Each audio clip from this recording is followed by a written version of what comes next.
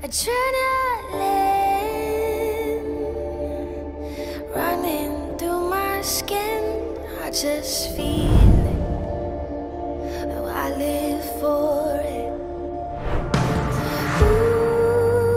Ooh, it's not over. Here's to the strongest fighter. Here's to the last survivor. There's only one crown. It's got my name on it. There's only one last standing. Got my eyes on the enemy. There's only one crown. It's got my name on it. Here's to the strongest fighter. Here's to the last survivor. There's only one crown. It's got my name on it. There's only one last standing. Got my eyes on the enemy.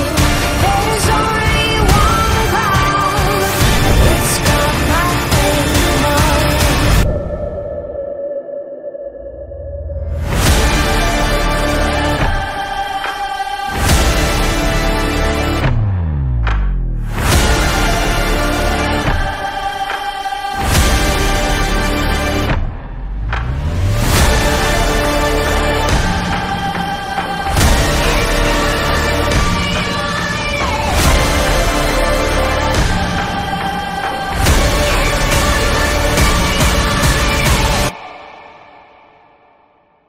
Lumalala ang ubong na mamawis ang palad ko.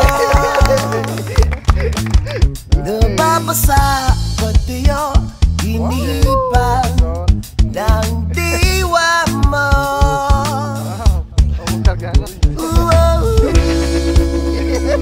Si Lito mismo yung nabigay ng number niya na para maging dexmate ko.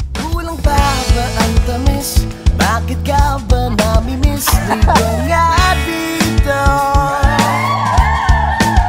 Tsaka nihanap mo ba yan? Tayo muna ang bida sa eksena. Formal na tao si John Ray eh. Hindi siya masyadong... Basta pag nakita mo si John Ray, hindi ko ma-explain. Basta love ko siya.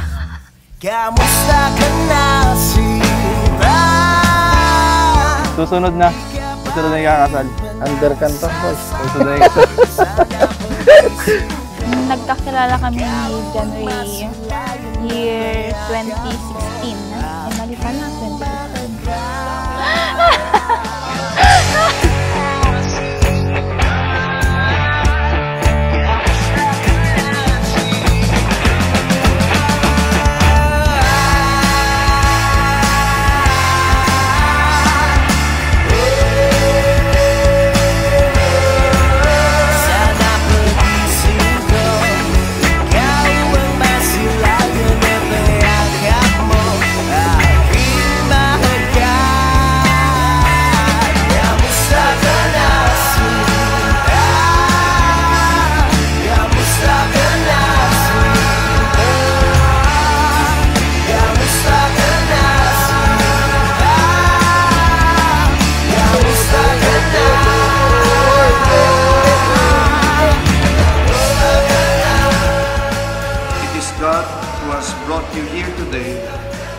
at this very altar to receive the sacrament of marriage. It is God who ordered the marriage between husband and wife. So it is God who will bless you, and His grace is enough to sustain the love that you have for each other. John Ray, mahal ko, hindi ko talaga inakala na darating ang araw na to.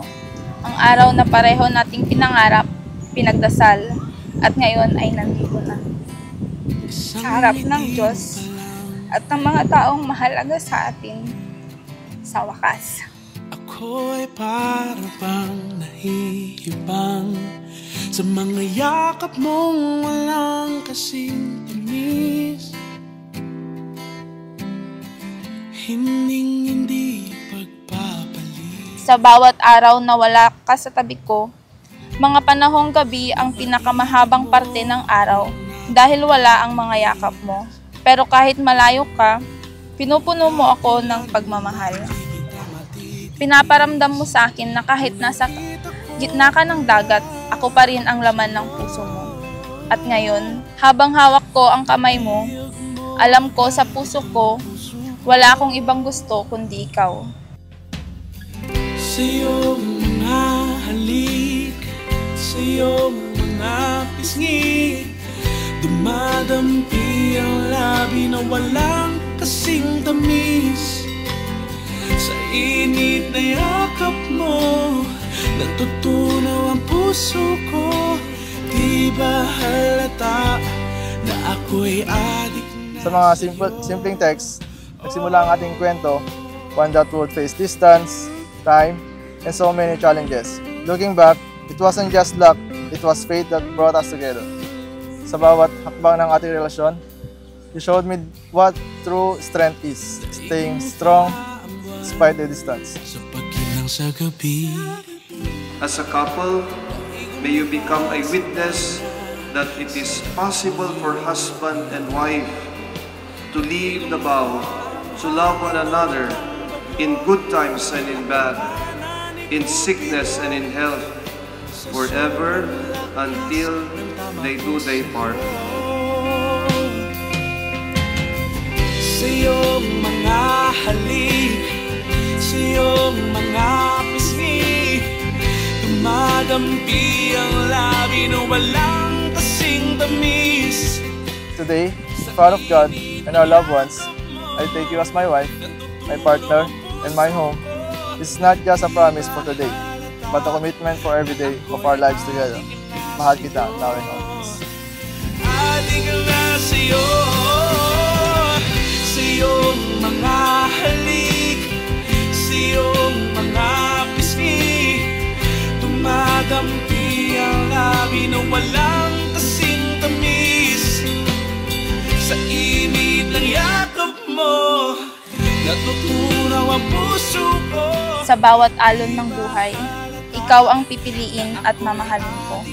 Sa bawat pag-alis mo, mananatili akong matatag dahil alam kong babalik at babalik ka hindi lang para sa akin, kundi para sa pangarap nating dalawa.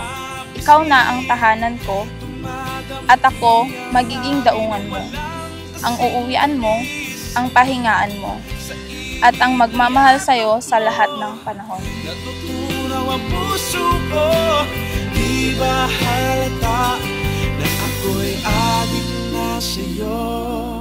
Oh.